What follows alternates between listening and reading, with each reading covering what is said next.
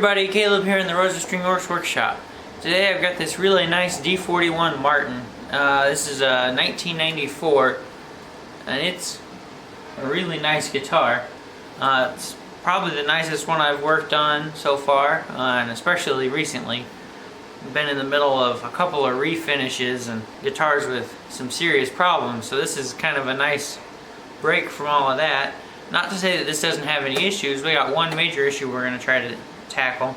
The binding on the back has started to come loose. So I'm going to try to address that first, and then past that, everything's here for setup. So what I'm going to do first is try to get this binding done. I try to get it in a camera where I can show you. This right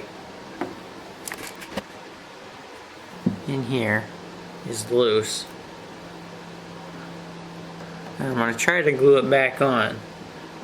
What I think I'm going to do is I'm going to put a clamp across the back to pull it in, and then I'm just going to use a really small amount of heat to get this kind of pliable, get some canopy glue in there, and then tape up where the clamp doesn't get.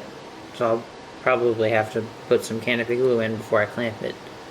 But that's my current plan, and it might be advantageous to try to clean this out just a little bit before I go gluing it.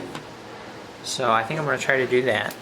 So I'm going to take my pointed X-Acto knife, and I'm just going to use the back of the knife to check to make sure there's no old glue and junk inside that gap.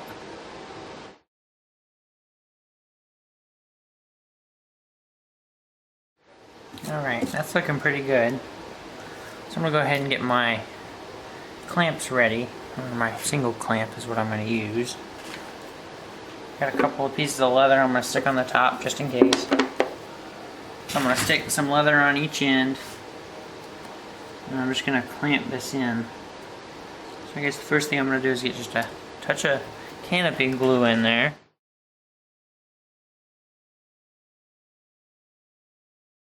The canopy glue is water soluble, so I can clean it up with water. I'm just moving the binding in and out to try to get that glue to work its way all the way in.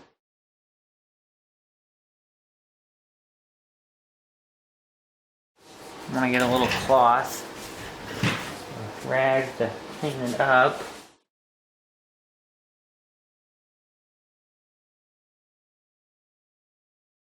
Dry one to clean it up. Now we'll stick this clamp on here.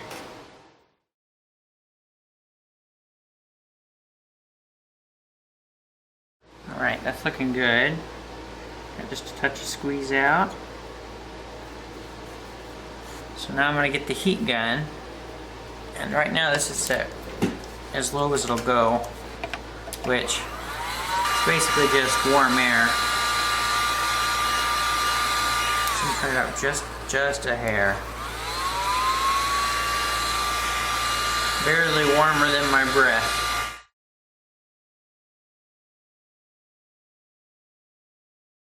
I'm just trying to make that plastic a little more pliable so that it might bend a little easier to get in the form it needs to be in. Checking again to make sure it's not too hot. I think it's looking pretty good. Let's try to get just a touch more glue back in there now.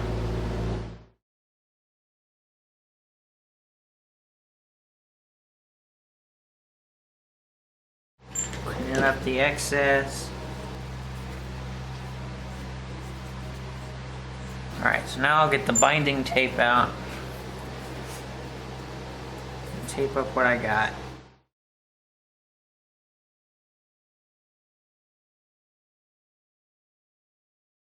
Now I'm squeezing the tape down, more glue is squeezing out, so I'm trying to get it cleaned up. Just to make as little mess as I can.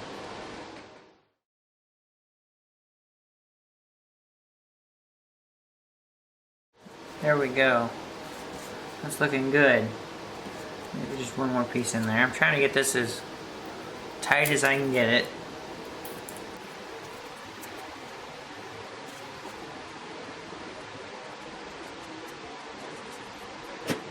I think that's good. So we'll give this a little bit of time to set up, and then this should be good to go. Well, this is sat up for quite a while, and I'm ready to start taking the stuff off of here. So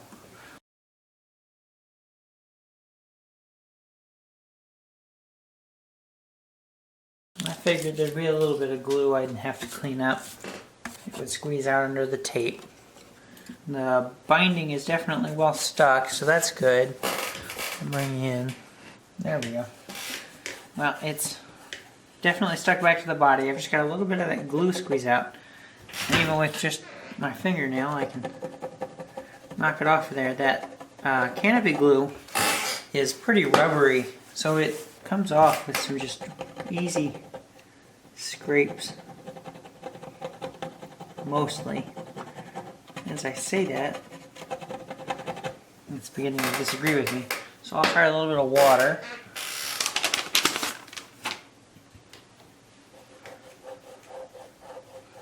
And a cloth. One of these blue shop towels. And that does it. This thing I'm using here is a orange plastic scraper. It won't really dig into the finish, I don't think. I'll try some water just to finish it off, and that'll do it. There we go. Nice and smooth. We're gonna clean this whole thing up here in a little bit, but for now this is good. The next thing I'm gonna work on is the setup. So I'm starting with the saddle on this, and here's the old saddle. It fit in here, but it's really loose. Both this way and extremely loose in this direction. I've gone ahead and started a new antler saddle, and it fits it a lot better. You know, it's the right width. As a matter of fact, it's still just maybe a hair long, but it drops in there and doesn't move. You know, it's the same size as the slot. It's not smaller, there's no slot there, and that is a lot better. So we'll go ahead and just stick this in the case, and we'll go ahead and keep using this. This new saddle is almost the same size as the old one, height wise. It's just a little bit taller, so we'll probably have to take a little bit of height off of it yet, but for now that's good. The next thing I'm going to move on to is working on the new nut. So we were asked to make a new nut for this. I haven't got the old one off of here yet. I'm a little hesitant because of how deep it's slotted into the headstock. You can see all of the headstock veneer is above the bottom of the nut, so I really don't want to just knock it out, because I can't, because there's no place for it to go. But it does need replaced. You can see somebody tried filling these with something at some point, so we'll want to make a new one for sure. I've got a couple of blanks that Jerry started at some point. I'm hoping they're going to be close enough for me to use, one of them at least. But I got to figure out how I'm going to get this out first. It might make sense to go out sideways. I just need to get a good sized piece of something to hit it with. Let me look around and see what I can find. So, just to be careful, I'm going ahead and taking my sharp X-Acto knife and running it along the front of the nut, just to make sure there's no finish overlapping the nut, because I really don't want to go chipping out any finish on this really nice marten. I'm going to try to give this a couple of taps to loosen up any glue.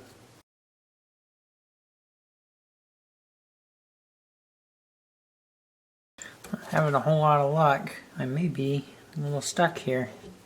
This isn't a problem I've had before, so maybe I'll have to see what Jerry says is a good way to get this nut out of here. So I actually went in and got Melissa's help, and we got it out.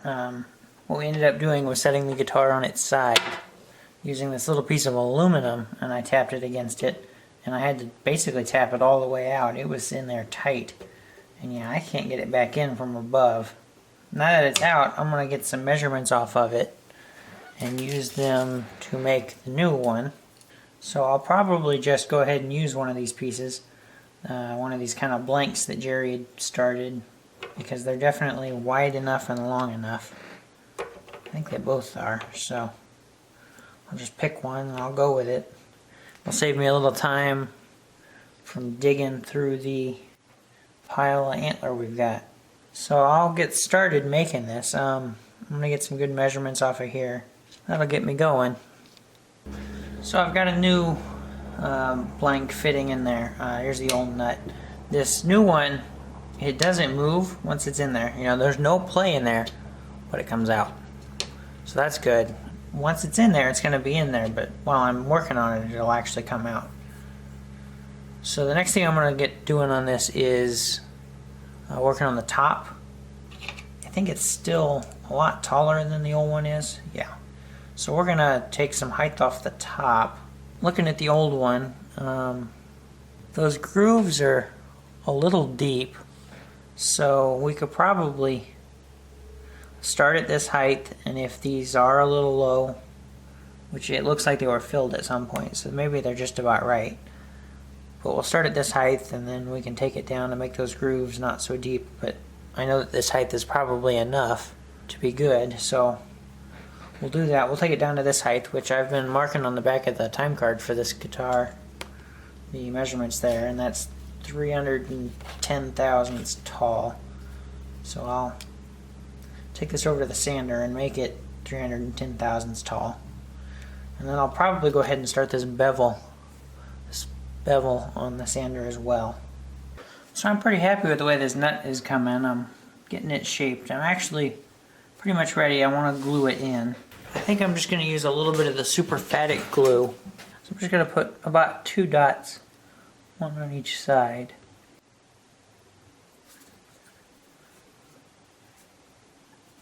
Get that sitting in there good. I'm going to go ahead and tape this down just for a little while. Get it good and set.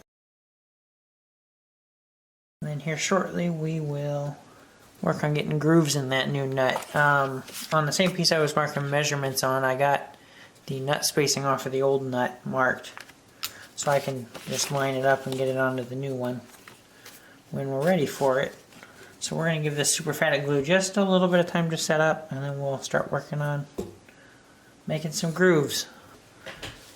So I'm pretty sure this is well set. I can start working on getting these grooves put in. And I've just barely marked what I think are going to be the outside strings. I'll go ahead and start marking these. I'm going to look at it, see what I think.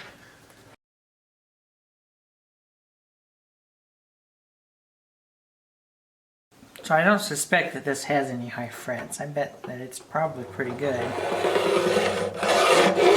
But I don't know that.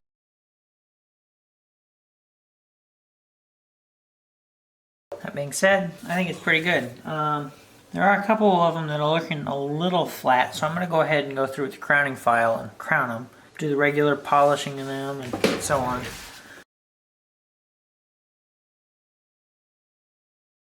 Doing a little bit of making sure the ends are rounded off. It just helps it feel a little bit better.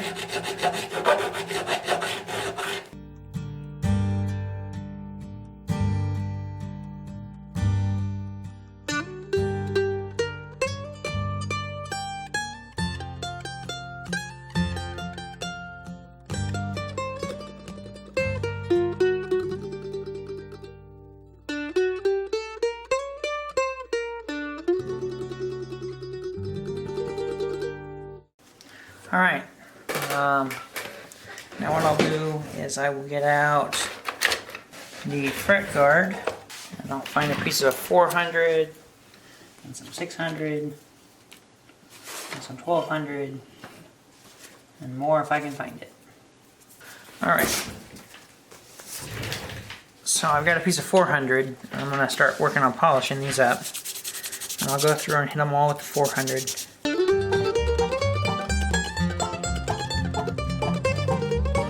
Fret guards were sent to us by Marcus from Germany, and I use them quite a bit, so Thank you, Marcus.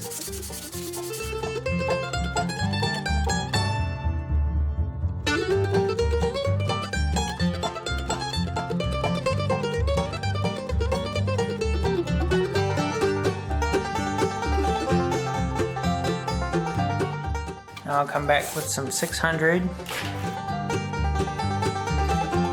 The 600's where they start to look pretty good.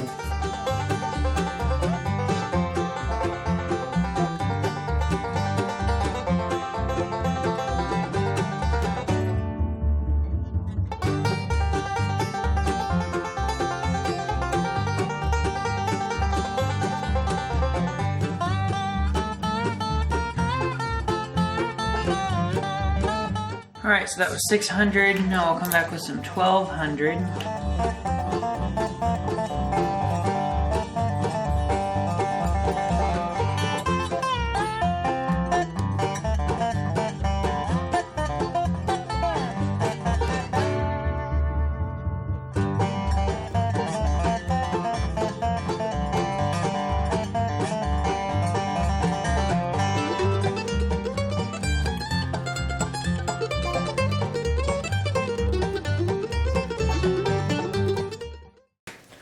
Alright, now to finish those off, I will get the semi-chrome polish out and just buff them. I think I might have enough towel around here to do that. The semi-chrome will make these frets look brand new.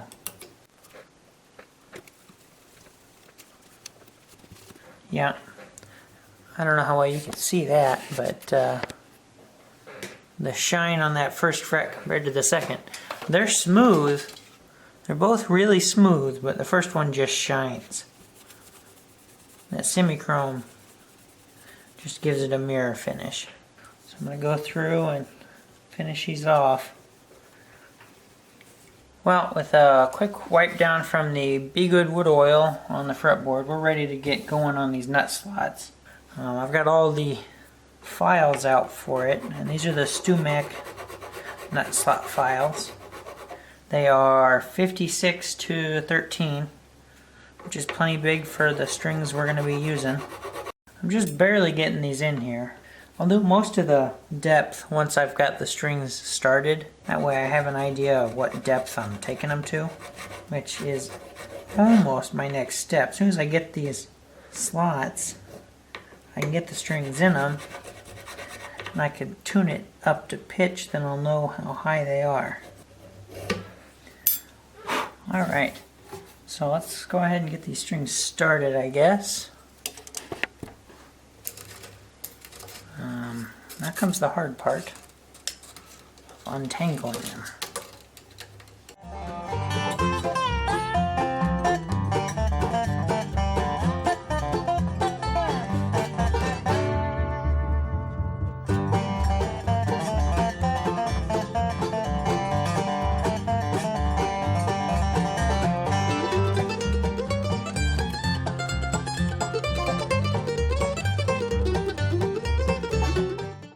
So first thing I gotta do is get this all the way up to pitch, or close enough, and we're getting there, and I can already tell that this is really high. Really, really high off that first fret. But that's not a bad thing, that means I can come down. That's much better than really low.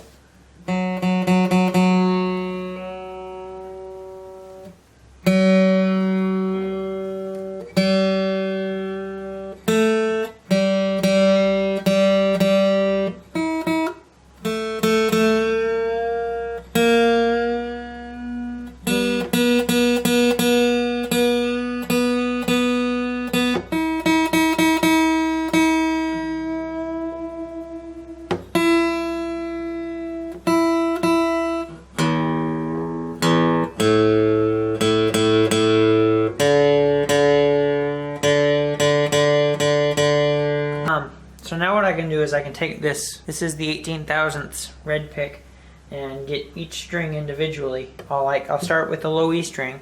I'll show you. That E string's up to pitch and it's really high. So what I'll do is I'll lower just that E string to get it out of the slot. and I'll just lower that one. And when I want to test it, I'll tune it back up. I'll see where it's at now. I'll put it back in. Turn it back on, turn it back up to E. Check it again with the pick, and I'll just keep doing this until I get where it's barely holding that pick, and then it'll be right where I want it. See, there's a lot of tuning and detuning here, which is why I use the old strings. And I'm not changing gauges on these strings either. When the new ones go on, they'll be the same gauges as these, so it should be the same thickness and so on and so forth. So I'll go ahead and start getting this done with all of these strings. It's going to be really repetitive, so there's not a whole lot of point in me filming all of it. So I'll bring you back when I got something to show you. Well, I've just about got all the strings at the nut down to where I want them.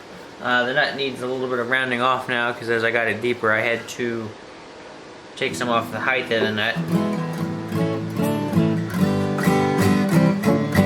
But it's starting to play pretty good.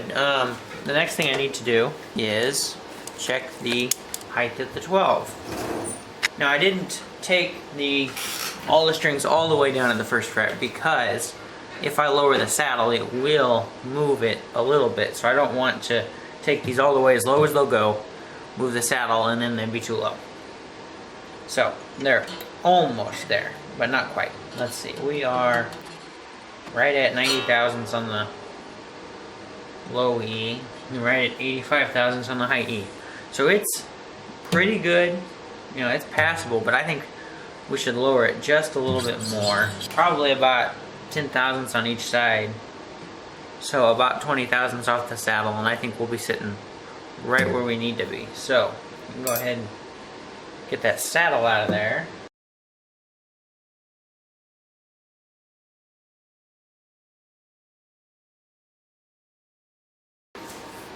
So I'll mark it with a Sharpie, mark both ends of the Sharpie, so I can scratch it with the calipers. So I wanted to take about 10 thousandths off at the 12th fret, so I have to take twice that off of the saddle. So I'll get my caliper set for 20 thousandths, which isn't much. And then I'll just scribe a little line, you know, they're just barely open. Get that on both sides. And I'll just knock that off with a sander. It's just barely touching it. I don't even know if you can see the difference. So I decided while I had the strings off, I might as well take them all the way off and get them replaced, since I'm pretty sure the saddle's going to be right where I want it. But while all the strings are off, it's going to be easiest to do with all the cleaning I want to do. So I'm starting to get this thing all cleaned up. I already took the semi-chrome to the body where I thought it needed it, but for the most part it's fairly clean, so it wasn't a big change. What I think is gonna just set it off is the Renaissance wax, which is what I'm putting on now. This will pretty much be the final touch for cleaning up the finish. Not that this guitar needed a whole lot, because it was a very clean and good looking guitar. This is just kind of routine. And you probably notice I'm not doing huge areas at a time, because the more you get on there, the harder it is to get it off. I'll move the light around so I can see where I've waxed, and you can also see I'm trying to hold it by places that aren't finished so I don't stick my waxy fingerprints in it. It's kind of difficult. There's only so many places I can hold it from. Well, there's the top. That's probably all I'm going to film, because I'm just going to do the same thing I just did again a few more times. I got to do the back, the sides, and the headstock. Very clean. So I'm just about ready to stick new strings on this, but there's one more thing, just another little thing that I can do to help this guitar along. And you've probably seen Jerry do it 100 times. So once I get those done, I can start putting strings on it, and don't know if you've seen them or if I've shown them, but they've been sitting on my desk for a while. I'm going to be using these D'Addario phosphor bronze EJ26, the 11 to 52. These are the same gauges that was on here, but it wasn't the phosphor bronze. It was the 80-20. So we'll stick the phosphor bronze on there because that's what we prefer to use. The inside of the guitar is actually stamped use only medium or light gauge strings, and these are custom light gauge, so we should be good, and also should be good because that's what was already on here. Alright, well that's that. We can start putting strings on this thing.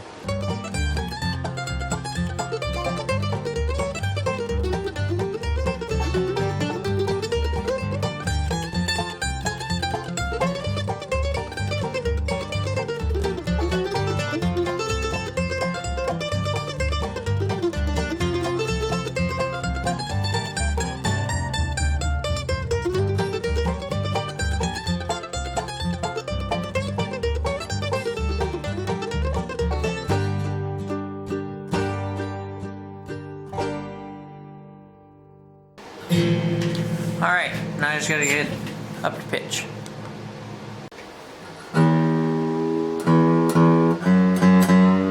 So getting this tuned up to pitch, I thought I'd better check my list on things to do on this guitar.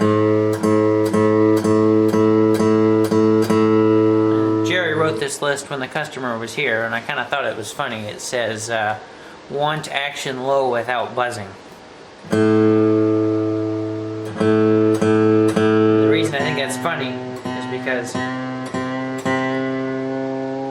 he felt the need to write it down, as if that wasn't already the idea. Or maybe it's funny because what would the alternative be? I want it high and I want it to buzz. Or I want it high and I don't want it to buzz. Well, that just about wraps up this Martin D41. Got it nice and set up now, and it plays really well.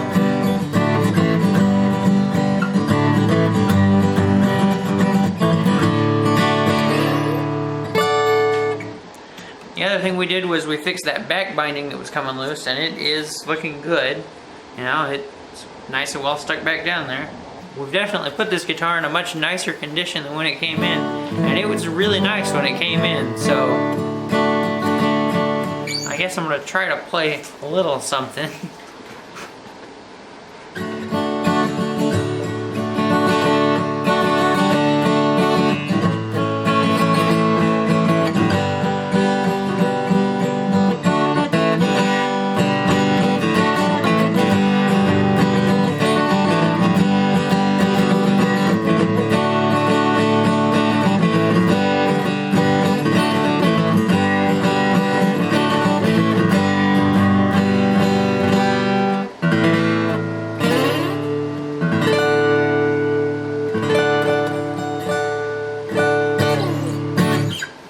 There we go. It sounds real good too.